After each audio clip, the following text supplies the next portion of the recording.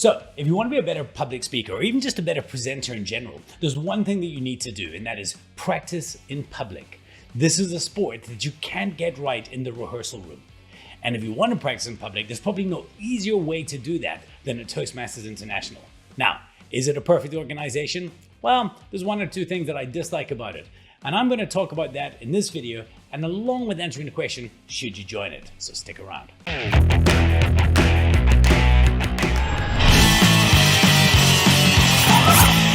Hey, welcome to Lead Loud. My name is Richard Mulholland. I'm the founder and chief evangelist of Presentation Powerhouse Missing Link. Now, one question I get asked a lot by people is, do I rate Toastmasters International? Now, what am I talking about when it comes to Toastmasters? Am I talking about this guy here? Absolutely not. And the reason is anybody who makes a slice of toast that looks this insipid gets like, I don't know, a force punch on them. There's absolutely not toast. You have failed me for the last time. No, but the Toastmasters I'm talking about today is the organization for presentation and public speakers, Toastmasters International.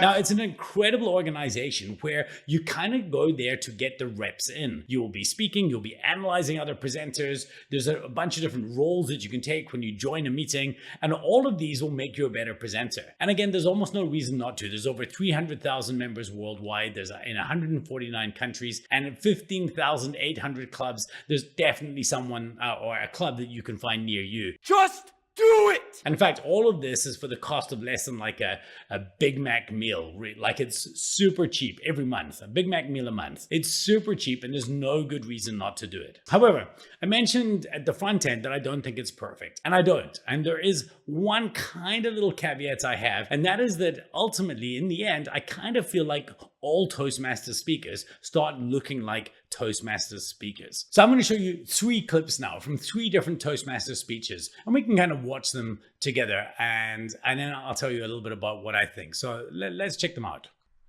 Hey loser, how do you like your new school uniform? I think it looks great on you. The punches, jabs, and hooks will come in the form of challenges. When Brandon takes off his shoes during the ceremony, Devika's bridesmaids will try to steal them. The groomsmen protect the shoes from the bridesmaids. If they win, they hold the shoes ransom.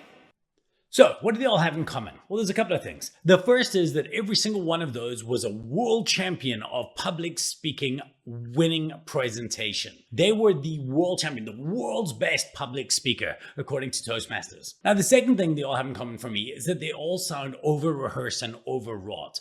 Where if I was to get onto stage, I would never want to, like if I watch a speaker, I never want to see a speaker present like that. This, hey,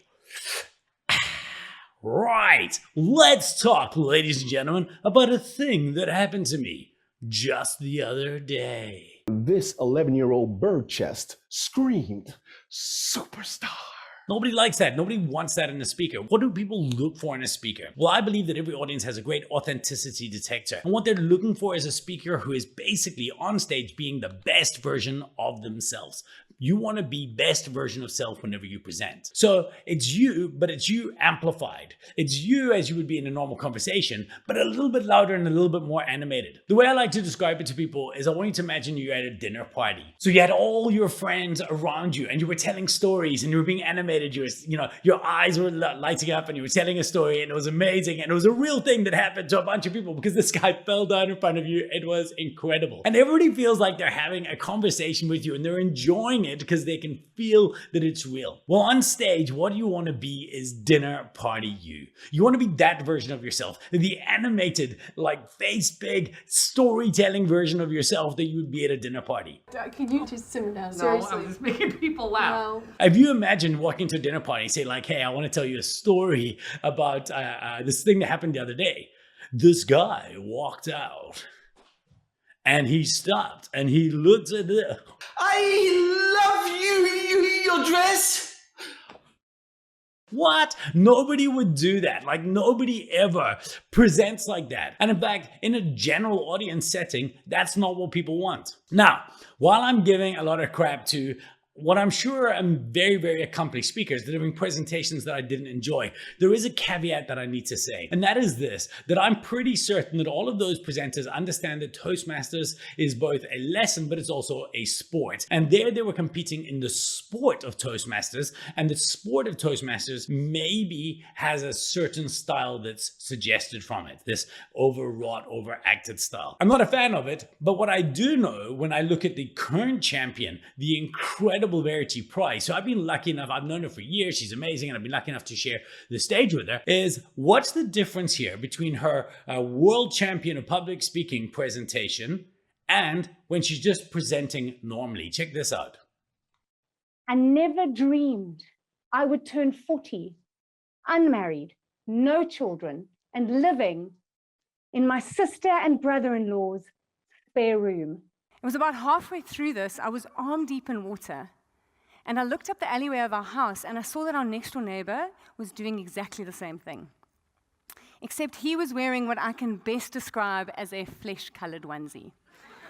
You see the difference? Toastmasters public champion, award-winning Verity was maybe a little bit overwrought and maybe performing for the competition that she was in. But natural on stage Verity is, natural on stage Verity, and that's great. She's dinner party Verity. She's telling a story, and it's fantastic. The problem is that I do often see a lot of Toastmaster speakers on stages that I can spot straight away. What am I saying here? Am I saying that you should join? Absolutely. It's a resounding yes. That organization is fantastic and will raise the bar of every presentation, toast, speech that you will ever be called on to give. It will help you run more effective meetings, and it is definitely the call to action of this video. I want you to look into getting out there and getting to a local Toastmasters club. So just do it! Is it perfect? No.